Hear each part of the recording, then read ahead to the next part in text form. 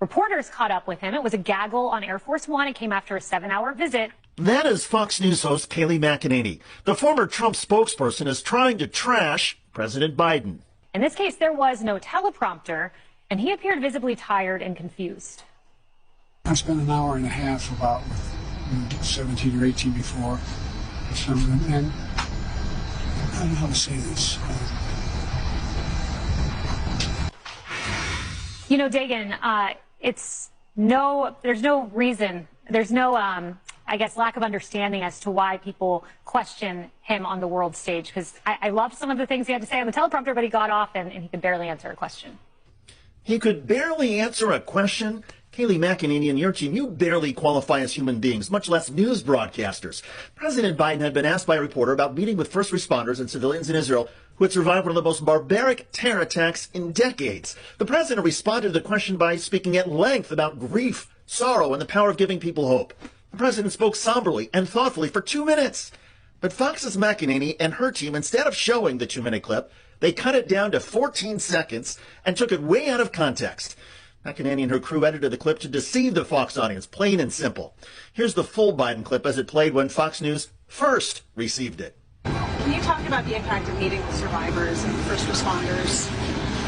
That's all personal. Look, I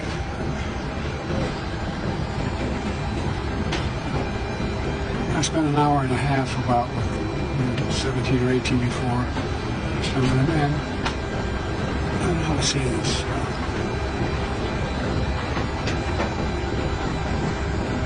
Virtually every mass shooting, every circumstance where a large number of people have been victimized, lost, I spoke with. I learned a long time ago, but you've all learned in your life as well.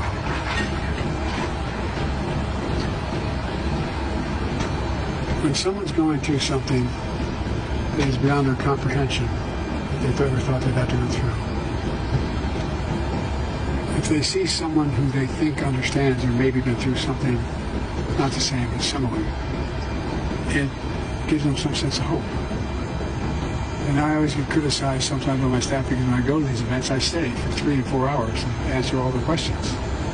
But it matters. It matters a lot. And look, I'm talking. Some of you have gone through a hell of a lot more than I've gone through, and a lot more than other people have gone through. And you understand.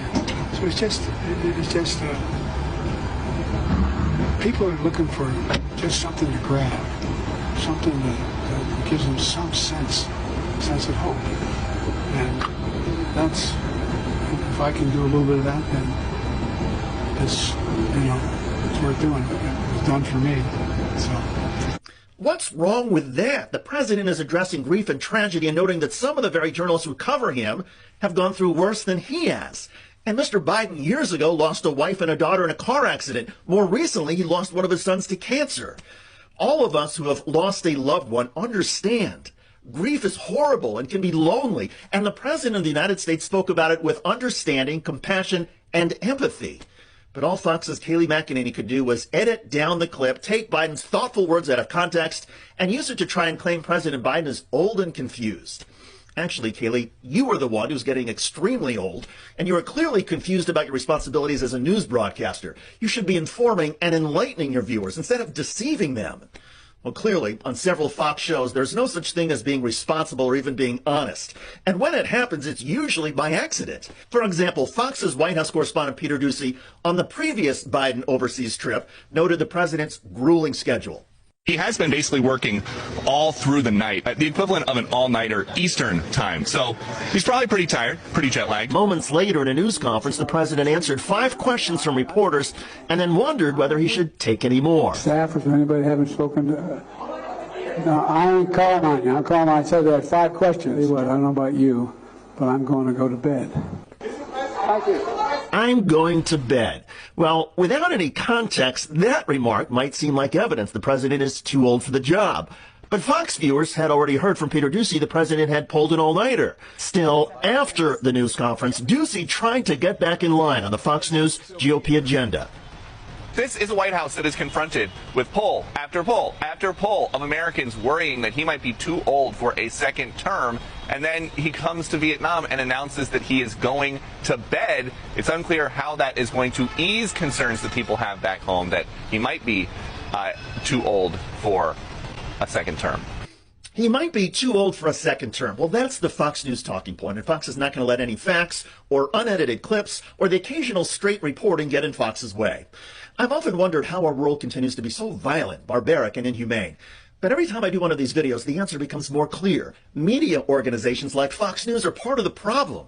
They hide the truth, distort reality, and fuel our worst impulses and fears about people who are different from us, look different from us, and even have different political views. Fox exists to divide us and make us hate one another. Division and conflict helps Fox get an audience and make money off of that audience. But every now and then, when a clip gets put back in context and the truth is revealed, Fox News gets busted. Humanity wins, and the Kayleigh McEnany's of the world are proven to be total frauds. By the way, one of the few remaining thoughtful and honest Republicans in the U.S. Congress is Utah Senator Mitt Romney, and he recently spoke about House Republican Jim Jordan. Interesting. Here's a guy who wants to be the Speaker of the House. Do you know how many bills he's passed that he's authored?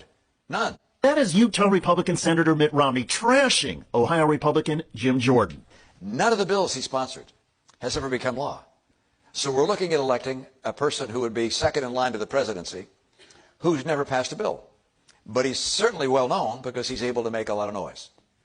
And that's the currency of the realm these days in politics. Our media has moved from a setting where there were editors and fact checkers, and where if you're a crackpot with a crazy theory of some kind, you're probably not going to get it published in any kind of a way that's going to get picked up by the public at large. Because 20 years ago, people read newspapers and magazines and looked at the evening news. Those things were all carefully vetted in most respects by editors, fact checkers, and so forth. That's gone. You guys are getting your news, certainly as I do now, by going on my device. That's curated for me, and I'm seeing stories, many cases I agree with, some I don't agree with.